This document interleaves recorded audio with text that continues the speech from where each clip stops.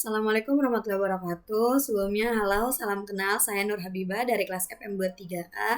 Di sini saya akan mempromosikan mengenai kesehatan yang bertemakan yaitu bahaya efek samping obat. Sebelumnya saya akan menjelaskan dulu ya teman-teman, apa sih efek samping obat, apa sih bahayanya efek samping obat ini.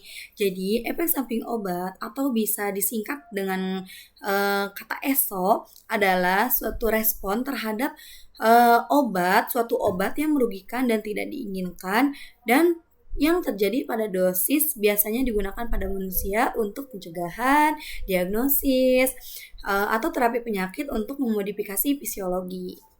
Nah, selanjutnya pemantauan dan pelapor ESO oleh tenaga kesehatan di Indonesia masih bersifat sukarela. Dengan menggunakan formulir pelapor ESO yang berwarna kuning yang dikenal sebagai form kuning. Nah, teman-teman dapat dilihat saya membawakan jumlah laporan tahun 2025 dari bulan Januari sampai bulan April.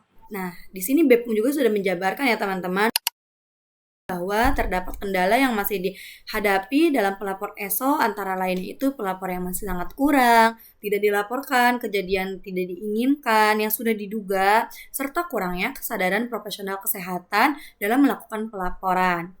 Nah, efek samping obat atau reaksi obat yang tidak diinginkan dapat menyebabkan kerugian bagi pasien, menyebabkan masalah medis, menyebabkan perawatan di rumah sakit, dan bisa menyebabkan hingga kematian loh teman-teman.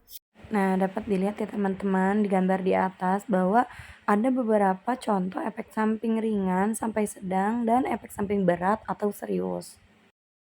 Banyak bukti menunjukkan bahwa sebenarnya efek samping obat itu bisa dicegah, namun dengan pengetahuan yang bertambah yang diperoleh dari kegiatan pemantauan aspek keamanan obat pasca pemasaran atau sekarang itu lebih dikenal dengan istilah pharmacovigilance.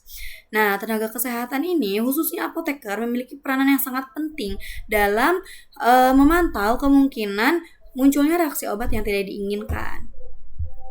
Selanjutnya, efek samping obat ini sangat banyak jenisnya.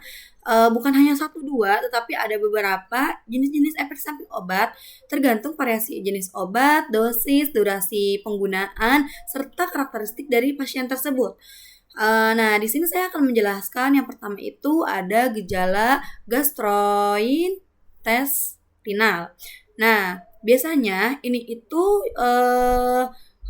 efek sampingnya itu seperti mual, muntah, nyeri perut, diare, dispepsia yang merupakan efek samping yang paling sering ditemukan pada berbagai pengobatan, termasuk terapi tuberkulosis dan anti retroviral. Selanjutnya ada hepatotoksitas. Nah, kerusakan atau gangguan fungsi hati akibat obat, misalnya pada penggunaan obat OAT dan ART. Selanjutnya ada kelainan hematologi. Nah, kelainan hematologi ini biasanya itu seperti anemia, terus trombositopenia, eosinofilia yang dapat muncul sebagai reaksi obat. Selanjutnya ada kelainan neuropsikiatri. Nah, biasanya gangguan psikiatri seperti psikosis, halusinasi, gangguan serta neuropati perifer yang sering dilaporkan pada terapi tertentu. Kemudian ada kelainan kulit. Nah, biasanya kelainan kulit ini seperti ruam, gatal-gatal, reaksi alergi, bahkan shock anafilaktik yang dapat terjadi akibat obat seperti antibiotik dan H2 blocker.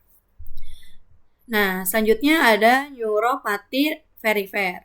Biasanya neuropati perifer ini yaitu suatu kerusakan saraf perifer yang menyebabkan kesemutan atau mati rasa. Sering ditemukan pada pengobatan TBC dan HIV. Selanjutnya ada lipodystrofi. Nah, di sini itu perubahan distribusi lemak tubuh yang dapat terjadi pada terapi antiretroviral. Dan ada efek samping yang lain seperti hipotensi, batuk, gusi berdarah, nyeri otot, impotensi, kembung, dan lain-lain yang beragam tergantung jenis obat dan kondisi pasiennya itu seperti apa. Nah, selanjutnya bagaimana sih mekanisme dari efek samping ini? Nah, mekanisme terjadinya efek samping obat dapat menjadi beberapa kategori loh teman-teman. Nah, yang pertama itu ada efek samping yang dapat diperkirakan biasanya terjadi karena aksi farmakologi obat yang berlebihan. Misalnya, contohnya yaitu adalah penggunaan obat antidiabetik oral yang menyebabkan hipoglikemia atau obat antihipertensi dosis tinggi yang menimbulkan hipotensi. Efek ini muncul karena obat ini bekerja tidak hanya pada target umum terapi, tapi juga pada reseptor lain atau jaringan yang berbeda, sehingga menimbulkan reaksi yang tidak diinginkan. Selanjutnya yang kedua, yaitu ada terjadinya efek samping yang tidak dapat diperkirakan seperti reaksi alergi dan idiosinkratik.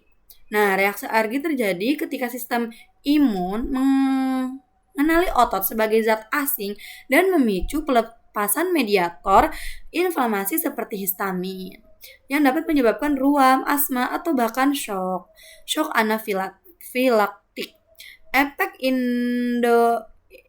Efek idiosinkratik adalah reaksi yang tidak biasa dan sangat tergantung pada faktor generik individu. Selain itu, akumulasi obat dalam tubuh akibat gangguan fungsi hati atau ginjal juga dapat menyebabkan toksisitas dan efek samping.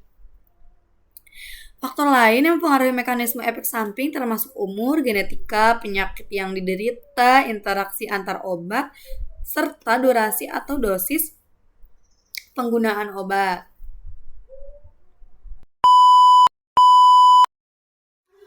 Nah, teman-teman, tadi kan saya sudah menjelaskan mengenai efek samping obat, jenis-jenis efek samping obat, mekanisme dari efek samping obat ini, dan dampak efek samping obat kepada tubuh kita atau kepada pasien.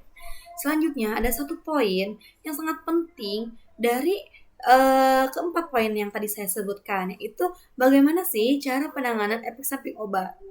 Penanganan efek samping obat dilakukan berdasarkan tingkat keparahan dan jenis efek samping yang muncul.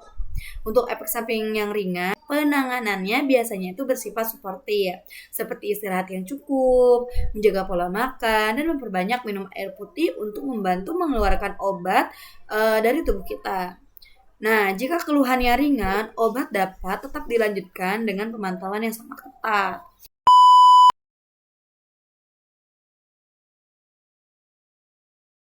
Mungkin dicukupkan sekian promosi kesehatan dari saya, kurang lebihnya mohon dimaafkan. Semoga apa yang saya sampaikan bisa menjadi bisa menjadi ilmu baru untuk teman-teman semua. Sekali lagi saya ucapkan mohon maaf dan terima kasih. Assalamualaikum warahmatullahi wabarakatuh. Sampai jumpa.